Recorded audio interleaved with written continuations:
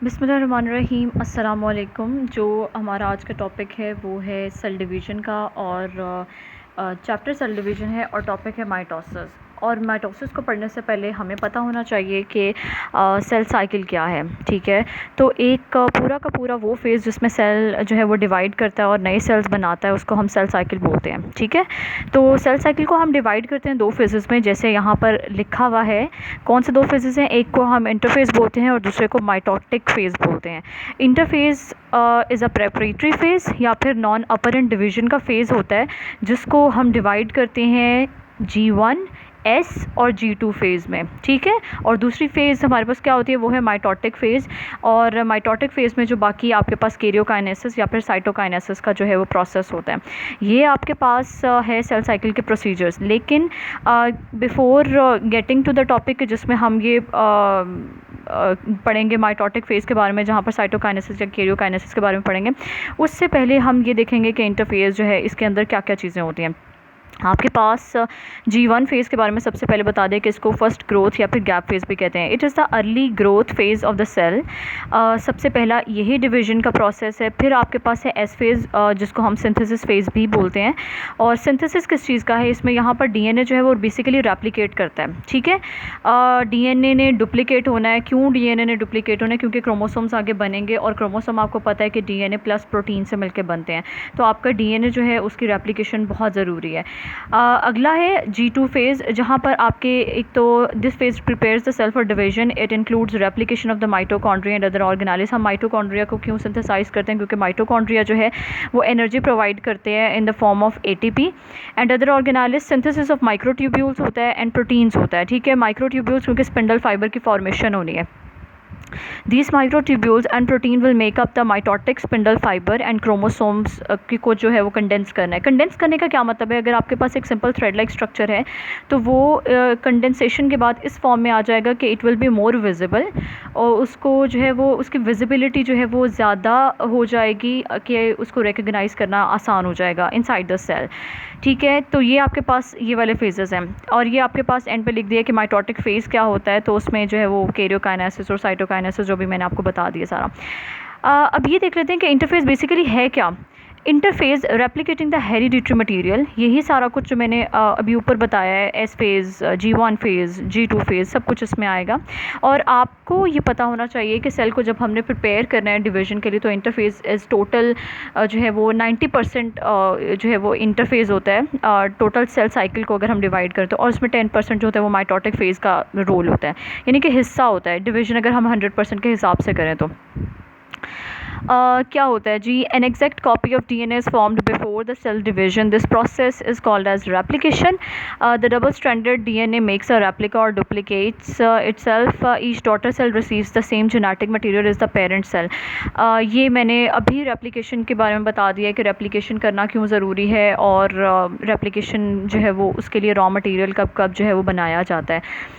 Therefore replication is essential, thus a pair of sister chromatids is formed. अब आपको ये पता होना चाहिए कि सिस्टर क्रोमाटिड्स में और क्रोमोसोम के अंदर क्या फ़र्क होता है। उसके लिए हमें जाना पड़ेगा बिल्कुल एंड पे। ये मैंने कुछ नोट्स बनाए हुए हैं, यहाँ पर ये चीज़ मैं आपको जूम करके दिखा रही हूँ। ये एक बना हुआ है क्रोमोसोम, अगर आप और से देखो तो इस क्रोमोसोम को जो है ये आपके पास सिंगल स्ट्रैंड था और इसको जो है वो डुप्लीकेट किया गया है, इसको रेप्लिकेट किया गया है, तो आपके पास दो सिस्टर क्रोमाटिड्स आए हैं। तो अगर आप देखो मैंने ऊपर लिखा हुआ है कि डुप्लीकेटेड क्रोमोसोम, अगर आपके पास देखा जाए तो ये एक chromosome is equals to two sister chromatids. ठीक है, ये चीज़ पता होनी चाहिए। दरमियान में क्या है? दरमियान में सेंट्रोमियर है, और सेंट्रोमियर के भी दरमियान में एक प्रोटीन होता है काइनेटोकोर। कुछ लोग इसको काइनेटोचोर भी प्रोनाउंस करते हैं, आपकी मर्ज़ी है किस तरह से भी आप प्रोनाउंस करना चाहते हैं। तो ये काइनेटोकोर का क्या रोल होता है? ये बेसिकली जब स्पिंडल ने आना होता है तो स्पिंडल फाइबर को अटैचमेंट वगैरह में जो है अटैचमेंट प्रोवाइड करती है ये काइनेटोकोर। चलो let's get back to where we started, जहाँ पे हमने छोड़ा था। अब आ जाओ, a pair of sister chromatids is formed. ये आपको पता चल गया। A chromatid is a copy of chromosome produced by replication. Sister chromatids are attached by centromere. Centromere is a specific DNA sequence of about 220 nucleotides, ठीक है, और इसके पास एक स्पेसिफिक लोकेशन है जो कि डिस्क ऑफ प्रोटीन है जिसको हम काइनेटोकोर कहते हैं, is attached to each centromere. It forms an attachment site for the microtubules of the mitotic spindle, ठीक है, वही बात जो मैंने पीछे बताई है। The cell cycle moves into G phase, the condensation of chromosome begins, the cell also begins to assemble different structures during G2 phase. The cell later uses these structures to move the chromosomes to opposite poles of the cell. जो भी आपके पास ये जो cell होगा, ये आपके पास the cell uses these structures, जो आपके पास क्या कहते हैं माइक्रोट्यूब्यूल्स वगैरह बनेंगे ना, वो दोनों लाइक सेंट्रियोल से ओरिजिनेट करेंगे और मिड रीजन में आके क्रोमोसोम्स के साथ अटैच हो जाएंगे, ठीक है। तो यहाँ पर उसी चीज़ के बारे में बात की कि माइक्रोट्यूब्यूल्स की भी फॉर्मेशन होती है यहाँ पे। This, for example, centrioles replicate and there is extensive synthesis of the proteins that make up the microtubules, ठीक है।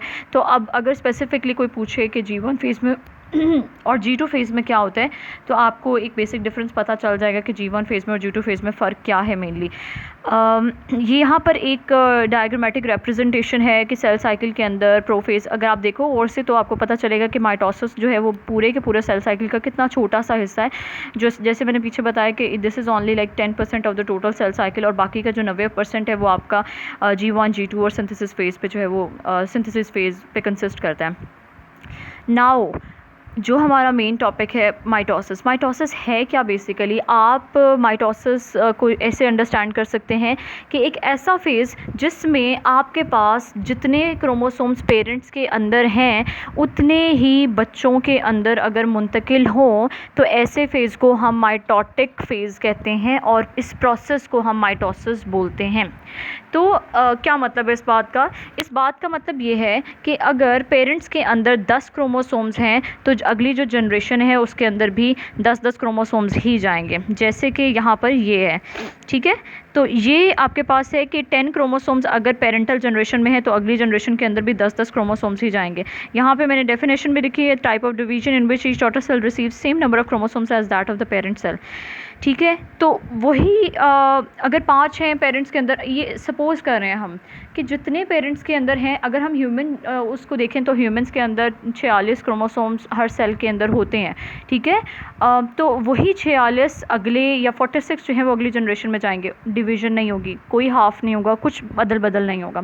तो हम क्या करते हैं, हम माइटोसिस को डिवाइड करते हैं 4 फेजेस में, जिसको आप ओवरऑल पी मैट के मुखफ़फ़ से भी जो है वो रेफ़र कर सकते हो, यानी कि P stands for prophase, M stands for metaphase, A for anaphase, T for telophase. However the process is continuous in a dividing cell, therefore each phase smoothly enters into the next phase.